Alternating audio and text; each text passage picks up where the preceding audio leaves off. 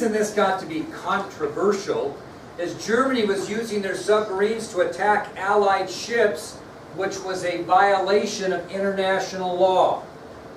Okay, German submarines were sinking Allied ships, which was a violation of international law. Even at wartime it was. Okay, and I'll explain that to you. So Germany started a huge controversy when they started sinking Allied ships because it was actually violating international law. Now, how could that be violating the international law during wartime? What was the international law? What did it state? Well, you're close. At the time, the international law required a ship give warning before attacking another vessel. You had to warn them before you sunk them. Now, that sounds stupid, but there was a reason for that. We haven't had a European war in 100 years. So we had some rules, right? You can't sink another vessel unless you give them a warning. What's the warning for? So the crew can get out of there without getting killed. Because are you really trying to, prior to war, even to war, you're not really trying to kill the crew. What are you trying to kill? The supplies and stuff that they're shipping. Okay? Because a ship doesn't have enough people on it or men on it at the time that's going to make a difference in winning a war. I mean, these people are running the ship. So you're not really interested in killing the people on the ship, according to international law. You're interested in killing what's on the ship, which is supplies, weapons, etc. Well, these U-boats refused to issue the warning. And there's a reason why. They weren't just being jackasses. There was a reason why. Why wouldn't you do that? Sierra, you're in a submarine underneath, and you have to signal old Blaine here, ship, before you sink it. What do you have to do to signal him if you're a U-boat? You got to come to the surface. And you come to the surface, what do? You make yourself vulnerable, and you make yourself a target for attack. So that's why they refused to do it. They were the first to use the submarine. So they refused to surface to give the warning because they were leaving themselves in an incredible vulnerable position. You can't hardly blame them. So, how would you handle that to try to get around the international law, Kylie, if you didn't want to surface your submarine because you were making yourself vulnerable? How would you handle that law? What would you do? Notes and bottles. Huh? Notes and bottles. You gotta love her. Close. You're kind of close. Only you would have had to take those notes and bottles, and you would have had to float those things to the top all over the Atlantic Ocean. They'd have had to been anywhere to be seen. She's about half right in her sarcasm, which I love. They gave an overall warning. Hey, everybody, we're going to sink you. Here's your warning. Really, that's what they did. They gave an overall warning. They issued a international warning. They issued a warning stating that any ship that entered the war zone around Great Britain were going to be attacked. Just like you give, instead of, let me give you an example of this morning. So, 45 or 50 kids come in late this morning for this early, right? Which doesn't surprise me. It's the first one. So rather than Mr. Smith and Mr. Gunderson giving everybody detention for coming in late this morning, they issue an international warning that from now on, if anybody in this school comes late, they're going to face consequences. That's kind of a blanket cover yourself deal. That's what the Germans did. They gave an international warning that stated that any ship that came into the war zone around Great Britain, we're sinking and we're not giving you any other warning. That's the deal. Okay? Well, do you think President Wilson liked that? No, because what are they cutting off between the United States and Great Britain? Trade. Yeah, they're not going to worry about what you have on that. They're not going to say, oh, the Germans say, oh, I think that American ship probably, has baby food in it. They're not going to try to make that decision. They're going to assume that that American ship has what? Weapons or supplies, and they're going to sink it. So Wilson's sitting there going, wait a minute. This isn't going to work for us because we're not going to be able to trade with Great Britain because we have to go into the war zone to get into a harbor, and they're going to shoot our ship out. He didn't like it at all. That was ridiculous. Well, German attacks continued, and finally, American lives are lost because of the result. Now, I'll give you some examples, okay? So Wilson knows this isn't going to work, and it just kind of continues. They don't come up with a solution. And finally, American lives are lost. And the first instance happened on March 28, 1950. 1-5. March 28, 1950. And what happened is a German submarine sank a British ship called the Thalaba, and one American lost his life.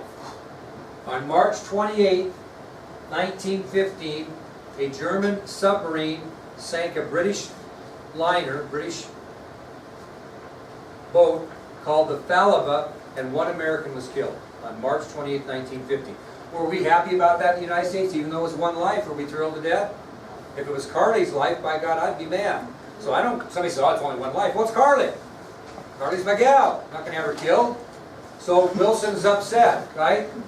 Well, on May 7th, 1915, May 7th, 1915, another German U-boat sank another British ship, although this was a passenger ship, called the Lusitania, and it killed 124 Americans. So, on May 7th, 1915, another German U-boat sank a British passenger ship called the Lusitania, killing 124 Americans. Now, Nick makes a good point. I'm going to tell you right now, somebody in this country might say, hey, we had a ship shot down and killed 25 kids in AP U.S. history class in Moreland, Wyoming, and people in New York going, oh, that's lots of people. Well, it sure pissed me off, because I lost all my kids, you know what I mean? So, you got to think about that. So, why did Germany shoot down the passenger ship? They claimed it was carrying contraband. And those are war materials that would be supplied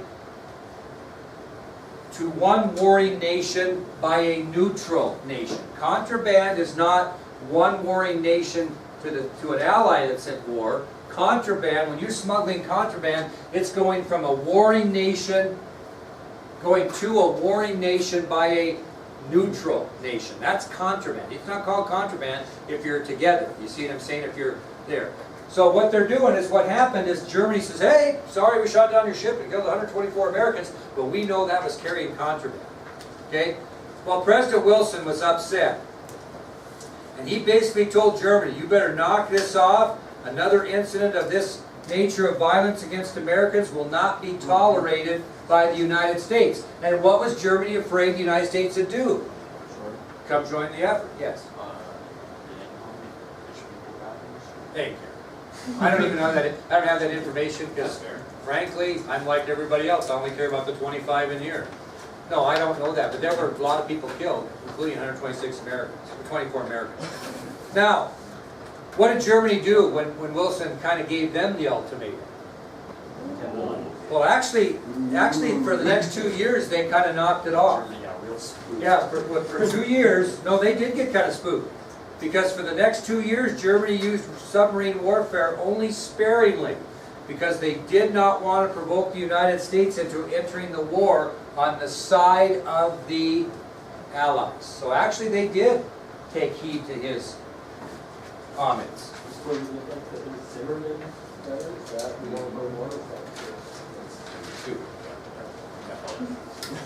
Now, what do we have in the middle of our neutrality? A presidential election, which is the election of 1916. So you've got to understand that we're going to have another election here before we get ourselves involved.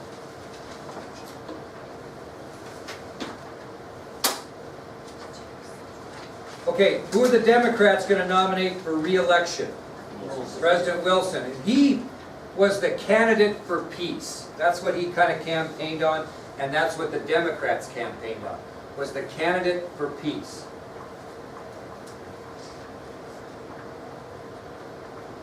Well, the Republican Party, I'm not seeming to think they were war-going people. Actually, as the presidential election of 1916 approached the United States, the nation in general seemed to favor peace. But what did the Democrats do to the Republican nominee, Charles Evan Hughes? They labeled him the war candidate. They kind of made it sound like, boy, if you elect him, we're going to war. And at the time of this election, Americans seemed to favor peace. So the Democratic Party nominates Wilson for re-election. They push the president as a candidate for peace. The Republican Party nominates Charles Evans Hughes for president, and the Democratic Party attacks him right away and labels him as the war candidate. If you vote for him, we'll be at war. Well,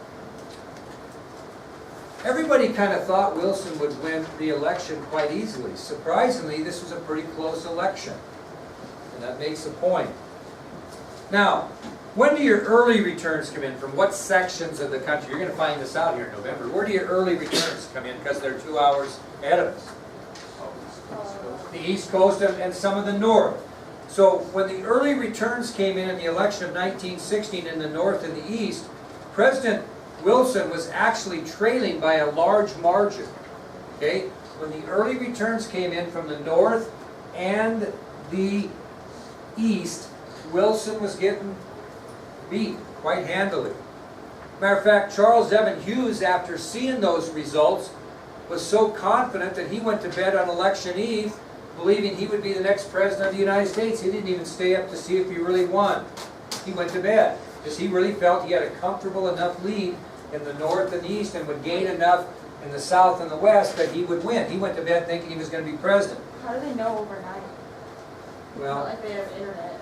no, but we had things going. We had communication. Yeah.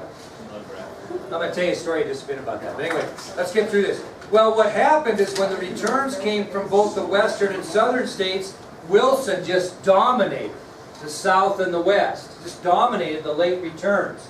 And as a result, he was successful in his re-election campaign. So his victory gives Americans their desire for what? Peace. Unfortunately, not going to last very long. Okay? So, we'll end with that, and then I'm going to tell you a story about Brooks' comment there, because I was thinking about this today. Okay? The next subtopic is going to be the United States declares wars and raises an army. Alright, so Brooks says, she's right. She says, Gall, how did they communicate in those days?